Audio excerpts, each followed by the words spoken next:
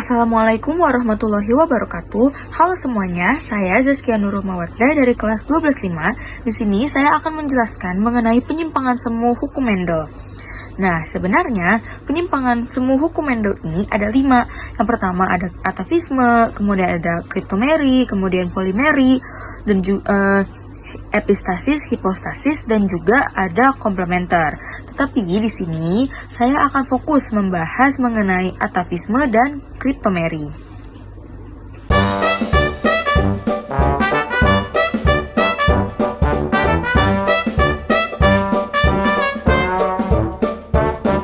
Nah, sebelumnya kita kan telah mengetahui nih bahwa persilangan monohibrid yang merupakan penerapan dari hukum Mendel 1 akan menghasilkan rasio fenotip F2 yaitu 3:1 atau 1:2:1.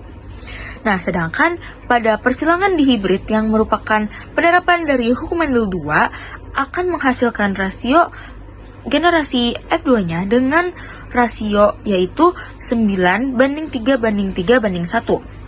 Nah, tetapi pada kenyataannya, tidak semua persilangan menghasilkan rasio atau perbandingan fenotip yang sesuai dengan hukum Mendel, baik yang hukum Mendel 1 maupun hukum Mendel 2. Nah, pada beberapa kasus persilangan, dihasilkan rasio fenotip yang menyimpang dari hukum tersebut.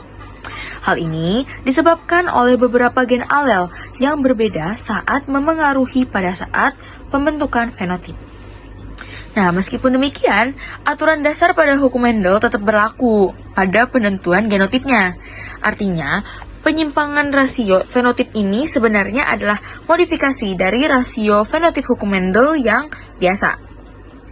Sehingga, hasil rasio fenotipnya dapat dikatakan sebagai penyimpangan semu hukum Mendel. Jadi, nanti kita nih akan lihat bahwa yang berubah itu cuma rasio fenotipnya, sedangkan rasio genotipnya itu tetap sama dengan hukum Mendel yang telah kita pelajari sebelumnya. Nah, kita kan udah tahu nih kenapa bisa terjadi penyimpangan semu hukum Mendel. Nah, selanjutnya saya akan mulai membahas mengenai atavisme dan juga kriptomeri. Kita mulai dulu dari atavisme. Nah, jadi apa sih atavisme? Nah, atavisme ini adalah interaksi antar gen berbeda alel yang menghasilkan filial atau keturunan dengan fenotip yang berbeda dari induknya. Contoh dari atavisme ini bisa kita temukan pada kasus jengger ayam. Untuk lebih jelasnya, coba deh kita lihat foto berikut. Nah, mungkin teman-teman masih ada yang bingung nih, itu maksudnya gimana sih? Nah, aku bakal coba jelasin satu persatu mulai dari walnut. Nah, jika keturunannya itu memiliki R besar dan P besar, maka fenotipnya itu akan walnut. Nah, jadi kalaupun misal R besar dengan R kecil, tapi P-nya itu ada yang besar, ada yang dominan, itu maka tetap hasilnya itu akan walnut. Ataupun misal kayak R besar, P besar, P kecil. Nah, itu kan R dan P-nya itu sama-sama besar kan? Maka hasilnya itu akan tetap walnut. Nah, selanjutnya itu yang rose. Kalau misal genotipnya itu R besar dan P kecil, maka hasilnya itu akan hasil fenotipnya itu rose. Jadi, kalaupun R selanjutnya itu mau besar mau kecil, tapi kalau misal R besar dan P kecil, maka akan menghasilkan fenotip rose. Nah, selanjutnya itu PA. PA ini, fenotip PA ini akan muncul ketika hanya P-nya aja yang besar. Jadi, R-nya itu kecil. R pertama dan R keduanya itu kecil atau resesif. Tapi P-nya itu dominan. Jadi, misal kayak R kecil dengan P besar dan P besar, ataupun juga dengan R kecil dan P besar, P kecil. Itu P-nya itu kan ada yang dominan, tapi R-nya itu resesif, maka akan menghasilkan fenotip PA. Nah, terakhir itu ketika dua-duanya sama-sama resesif, jadi R dua-duanya itu sama-sama R kecil dan P-nya juga sama-sama P kecil dua-duanya, maka fenotipnya itu akan menjadi single. Nah, mungkin kayak lebih enaknya kalau kita langsung masuk ke contoh soal kali ya. Nah, di sini saya akan menjelaskan salah satu contoh soal dari atavisme. Nah, soalnya disilangkan Rose heterozigot dengan pea heterozigot. Tentukan rasio genotip dan fenotipnya serta persentasenya dari F1. Nah, Rose heterozigot berarti R besar, R kecil, P kecil, P kecil. Disilangkan dengan pea heterozigot. Berarti R kecil, P besar, P kecil. Nah, kita tentukan dulu gametnya.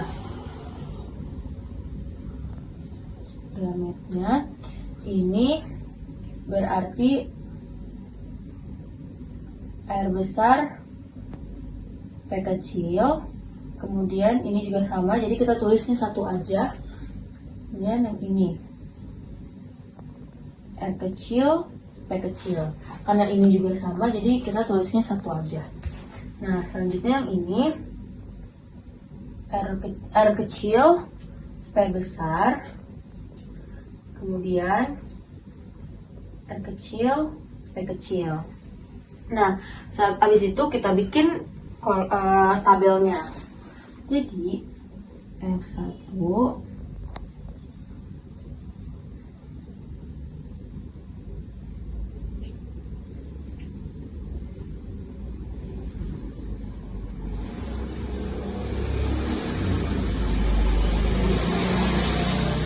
Nah, ini kan berarti jadinya R besar, R kecil, P besar, P kecil. Ini jadinya walnut. Nah, kemudian yang ini R kecil, P besar, P kecil. Ini jadinya pea. Nah, yang ini R besar, R kecil, P kecil, P kecil. Ini jadinya rose. Yang ini R kecil, P kecil, P kecil. Ini jadinya single. Berarti rasio genotipnya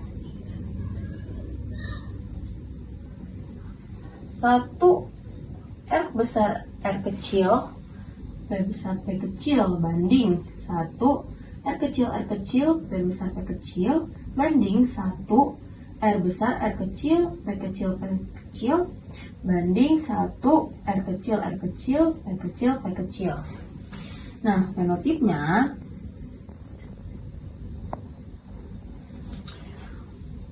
satu walnut, 1 pea, 1 rose, dan 1 single. Berarti persentasenya itu kan masing-masing 1/4 dikali 100. Berarti 25% walnut, 25% pea, 25% rose, dan 25% single.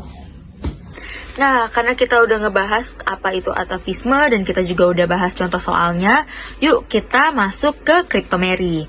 Nah, kriptomeri itu apa sih? Kriptomeri itu adalah peristiwa tersembunyinya suatu gen dominan jika tidak berpasangan dengan gen dominan dari alel lainnya. Jadi, jika gen dominan tersebut berdiri sendiri, maka sifatnya itu akan tersembunyi atau bisa disebut dengan kriptos. Nah, contoh kasus kriptomeri ini terdapat pada persilangan bunga Linaria marocana. Nah, warna bunga ini dipengaruhi oleh 4 gen, yaitu A besar, A kecil, B besar, dan B kecil. Nah, A besar itu artinya gen tersebut memiliki antosianin. Nah, sedangkan A kecil itu berarti gen tersebut tidak memiliki antosianin. Maksudnya antosianin itu apa sih? Nah, antosianin ini adalah pigmen yang akan memicu pembentukan warna pada bunga tersebut. Artinya, bunga yang memiliki gen A besar akan menghasilkan bunga yang berwarna. Sedangkan, jika bunga tersebut tidak memiliki gen A besar atau gennya itu A kecil, maka bunga tersebut tidak akan memiliki warna atau hanya berwarna putih gitu. Nah, selain itu, antosianin ini dipengaruhi sama tingkat keasaman atau pH. Dan jika protoplasmanya itu bersifat basa atau B besar, maka akan menghasilkan warna ungu. Sedangkan jika protoplasmanya ini bersifat asam atau B kecil, maka bunga tersebut itu akan berwarna merah. Nah, tetapi kalau semisal tidak punya antosianin, Maka mau dalam keadaan basah atau dalam keadaan asam, bunga tersebut akan tetap menjadi warna putih. Nah, untuk lebih jelasnya, kayaknya enakan kita untuk langsung masuk ke contoh soal. Nah, selanjutnya saya akan menjelaskan salah satu contoh soal dari Cryptomery. Di sini soalnya disilangkan bunga Linaria Marokana ungu, di mana genotipnya ini sudah diketahui, yaitu A besar, A kecil, B besar, B kecil. Berarti dia memiliki antosianin dalam keadaan basah. Dengan Linaria Marokana putih, yaitu A kecil, A kecil, B kecil, B kecil. Tentukan rasio genotip dan fenotip serta persentase dari F1-nya. Kita tulis dulu genotipnya. A besar, A kecil, B besar, B kecil, disilangkan dengan A kecil, A kecil, B kecil, B kecil. Nah, kita cari gametnya. Ini ke sini, jadinya A besar, B besar, kemudian ini ke sini, jadinya A besar, B kecil, kemudian ini ke sini, jadinya A kecil, B besar, ini ke sini, jadinya A kecil, B kecil. Nah, untuk yang ini karena sama semua, jadi kita tulis satu aja, A besar, B kecil, karena sama semua. Nah, setelah itu kita bikin tabelnya. Ini berarti kita tulis aja gametnya.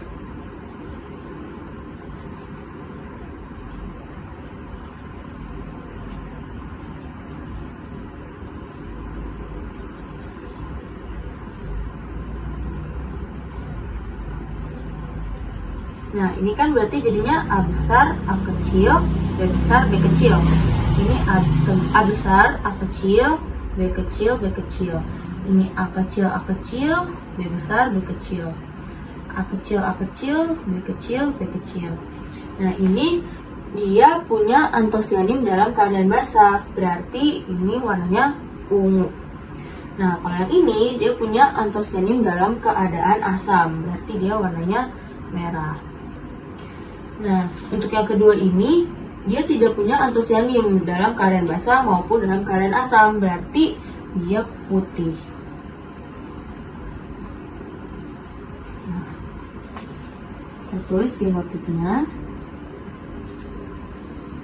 1 A besar A kecil, B besar B kecil, banding 1 A besar A kecil, B kecil B kecil, banding 1 A kecil A kecil, B besar B kecil, banding 1 A kecil A kecil, B kecil B kecil. Fenotipnya 1 ungu, 1 merah, dan 2 putih. Berarti persentasenya untuk yang ungu 1/4 dikali 100, berarti 25%. Yang merah juga begitu, jadinya 25%. Nah, untuk yang putih 2/4 dikali 100, berarti 50%.